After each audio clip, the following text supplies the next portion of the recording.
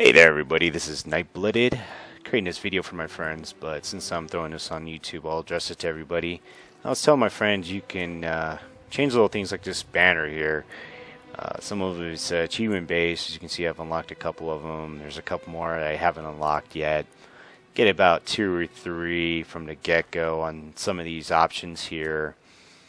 Most of them are achievement on base though. For example, this last one here is going to take a while. The sigils, they take a crazy amount of time. The overachiever, every single achievement in beta completely unlocked. Getting every character max level in beta. Yeah, so I'm going to be stuck with that Raven symbol for a long time because I really don't see myself completing those achievements just to change that Raven symbol out. Some of the other ones aren't too bad and are easy to unlock. As you can see, I've got a couple there. It's fun dorking around with this for a little bit. I'm willing to guess that other people will be able to see your banner. Otherwise, I don't see why it would take so much time just to change, like, say, the symbol on your banner.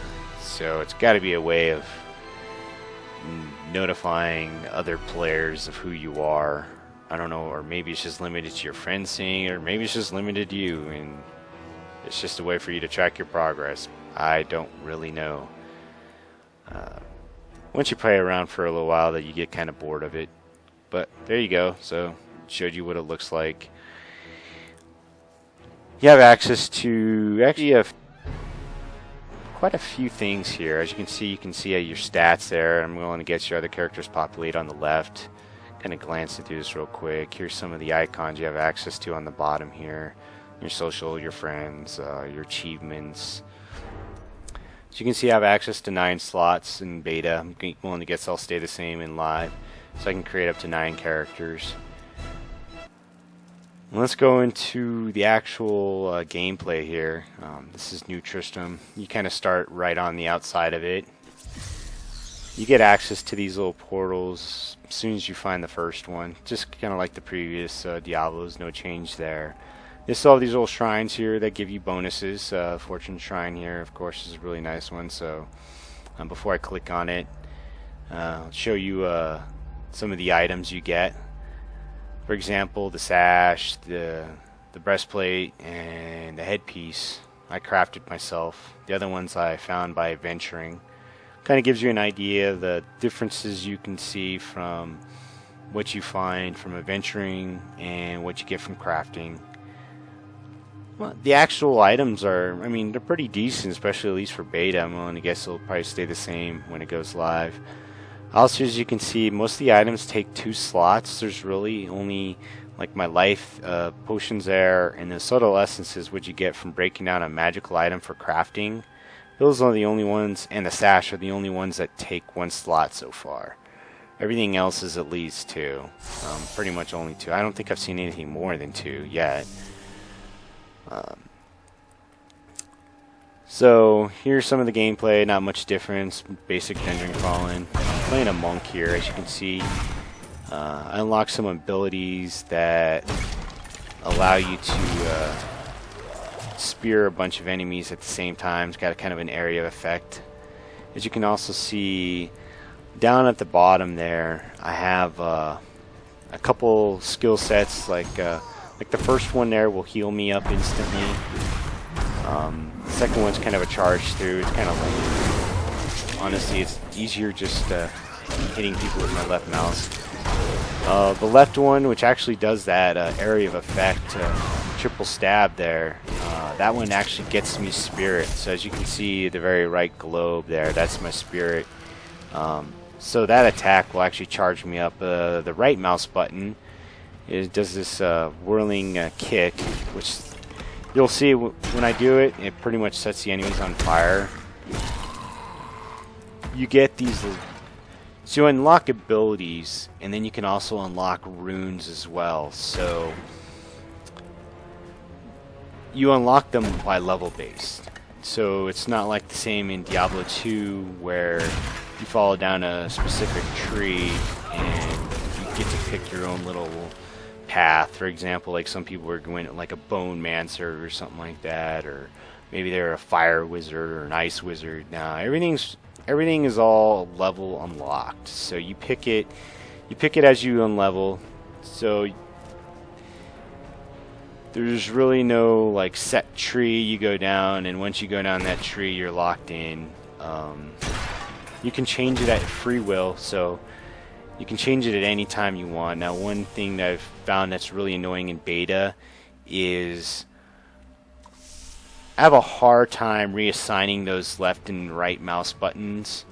So in other words, when I got that second ability, it was supposed to automatically populate into my second key slot. That didn't happen. I mean, it immediately overrode my left mouse attack, and I don't know how I got my ability back, but I messed with that thing. I was left clicking, right clicking the user interface like a madman, trying to figure out how to get that ability back. It was definitely by far one of the most frustrating things I've found in this bugs that I've found in this game so far. I kind of expect better from a Blizzard beta. I know it's beta, but Blizzard games are really polished. I think I got spoiled by the StarCraft 2 beta because it was extremely smooth. I thought it was ready for production when it was in beta. This beta is definitely a beta in the sense like you would expect from a lot of companies. A lot of quirks like that, but I expect better from a Blizzard beta. I don't know. Call me picky, but that's just kind of my expectations of Blizzard betas. The other thing I expected better from this game was I can kind of start to see why maybe some key people left with Blizzard.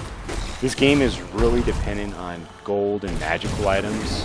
I mean, you're just saying, duh, it's a Diablo. That's what all games are based on. But even more so in this game, it's not going to be very friendly for casual players like me who just want to play the game, get some loot, you know, adventure on, maybe see the story, see what it's like. As you can see, I skipped here real quick. Showing the map real quick. It's not very friendly for casual people because there's going to be a huge time commitment involved here. This game is, like I said, very heavily dependent on finding items.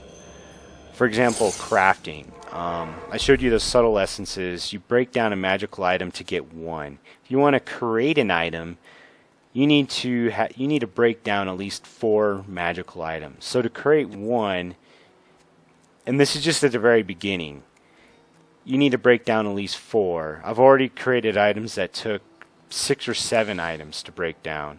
Here's the bank slot. As you can see, you get 14 slots. Each column is 2. So you can hold about 7 items. If you want to buy more, it's 10,000 gold. Then you can get access to another 7 items. Now, there are some things like that gold tooth that only require 1 slot. The gold tooth thing, that came from breaking down a magical item. I don't need to break down this like a yellow item like this axe. This is the only yellow item I've found so far, actually. In order to get that yellow tooth, I've gotten it from breaking down a blue item. So it just seems to be a very rare thing to happen to get that gold tooth. I haven't created an item that needed a gold tooth yet. So here's the salvage. So here's where you break the items down, and it gives you those subtle essences afterwards.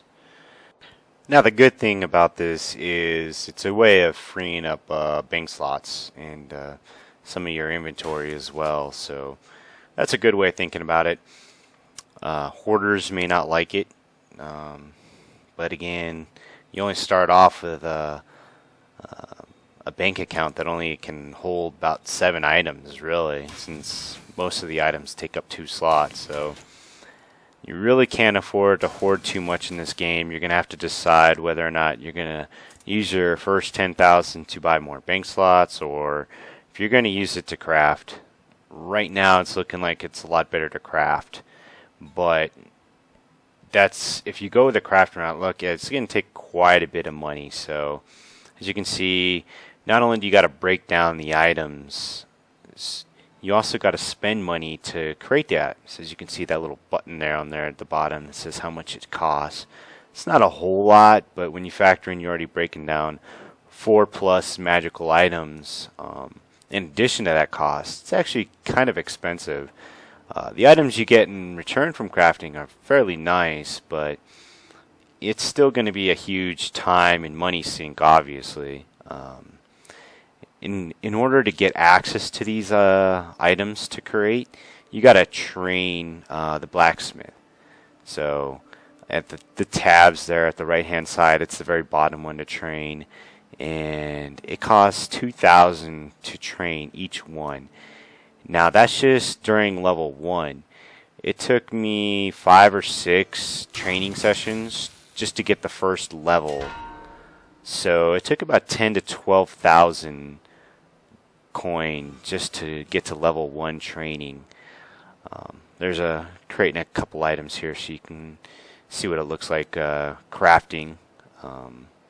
Doesn't take much time, but again, it's a huge time and money sink, so you're gonna have to decide whether or not you're gonna hoard up on magic find items or gold find items. I think everyone's gonna have their own way of picking the best set for them. Now, of course, that's in addition to your adventuring item, because you're gonna have to decide whether or not you want items to beef up your offense, your defense, or if you want items that increase your magic find, that way you can find a bunch of magical items, or if you want to go with the gold route, that way you can get a bunch of gold and buy your stuff. You can buy stuff off the vendors. They start at about 500 gold each and move up very quickly from there as you level up. So that can get very expensive either way. It's going to be a huge time and money sink in this game to kind of get the most out of it. As you can see, here's a training session. One more click of that and I'll level up to 1. And then once I get level 1, each training session costs 4,000 gold. So I'm not sure if it's going to keep doubling after each level.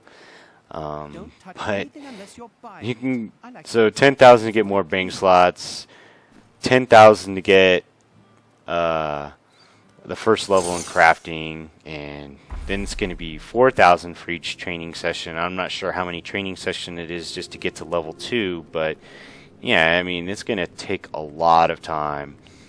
Took me to level 10 to get 10,000 gold, so I mean, the nice thing is as you level up, the amount of gold you get does increase by a significant amount, but not really to justify the huge gold sinks that are in this game. They definitely plan on you playing a lot. It's almost like they think everyone playing this game is going to have the same amount of time MMO players are going to have. I'm not sure that's a good strategy. So that's the other issue I have with this game. It's kind of some of the design issues. Some of the bugs I can live with, but the design issue of this whole time and gold sink is fairly huge. It's not going to, like I said, it's just not going to be very friendly for casual players. Only played the monk class so far.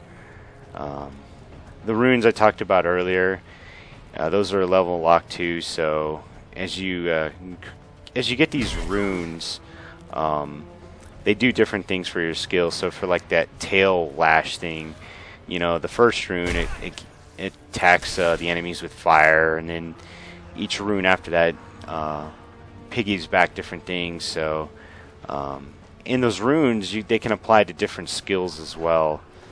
So if you want more information on it, I create another video where, you know, I show what each of those runes do and each one of those skills do. But as you can see here, I'm using it here right there. It kind of burns a bunch of enemies. You get more experience. You destroy a bunch of items all at once. There's that gold hoarder there. You got to kill him pretty quick, otherwise he quartz away. That's pretty much the game right there. If you liked it and you want more information, just let me know. I don't mind creating more videos. I'm sure there's already a bunch of Diablo 3 videos out there, so let me know if you like it and you want more information, and I'll create it for you guys. Thanks for watching.